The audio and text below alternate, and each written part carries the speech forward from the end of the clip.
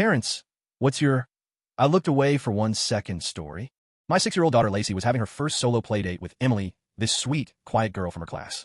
Emily's mom seemed really nice when she dropped her off around 2 p.m., mentioned how Emily was always the most well-behaved kid in class, never caused any trouble at home. The girls went straight upstairs to Lacey's room. I could hear them chatting and giggling through the ceiling while I worked on laundry downstairs. Around 2:30, I decided to bring them some snacks. I could hear them whispering intensely about something.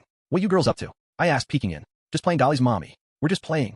But I noticed that Emily looked different somehow. Is everything okay in here? I asked, stepping closer. Both girls nodded way too enthusiastically. Yeah. Everything's good, Lacey said, practically pushing me toward the door. Around 3 p.m. I heard what sounded like muffled crying. When I called upstairs to check, Lacey immediately yelled back, "We're okay. Emily's just sad about the movie." Then I heard running water. Lots of it. But Lacey's bathroom doesn't connect to her bedroom. I was starting to get genuinely concerned. I considered going back up, but Emily's mom wasn't picking her up until 4, and I didn't want to ruin their playdate. At 3:15, I heard a loud thud from upstairs, followed by complete silence. "Girls," I called out. "We're good." Lacey yelled back immediately. Too immediately. At 3:30, my neighbor texted me. "Is everything okay? I saw Emily's mom drive by your house 3 times in the last hour."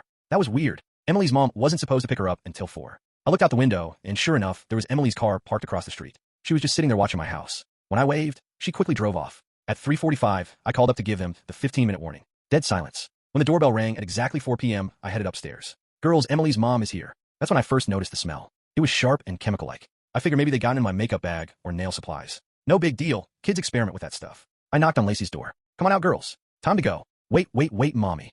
Lacey called back, and I could hear frantic movement inside the room. I was starting to feel genuinely alarmed. "Girls, open this door, please." Emily's mom was downstairs waiting, probably wondering what was taking so long. I tried the door handle and found it locked. Lacey had never locked her bedroom door before in her entire life. "Lacey, unlock this door right now." Finally, I heard the lock click. The door opened just a crack, and Lacey peeked out with this strange, guilty smile that made my stomach drop. "Hi, mommy," she said in this overly cheerful voice. "We're playing hair salon, like the pretty ladies." The chemical smell hit me like a physical wall. I pushed the door open fully and stepped inside the room. Emily was sitting completely motionless in the corner, her back against the wall. Her beautiful waist-length blonde curls, the ones her mom had been so proud of, were completely gone. Not cut with scissors, but dissolved. Patches of her scalp were bright red and already starting to blister. Empty bottles of industrial-strength hair removal cream were scattered around her like crime scene evidence. But she wasn't crying anymore. She wasn't moving at all. She was just staring straight ahead with this blank, traumatized expression, like her brain couldn't process what had been done to her. That's when I saw the chemical burns forming on her face where the hair remover had dripped down. We spent 6 hours in the ER. Emily needed skin grafts.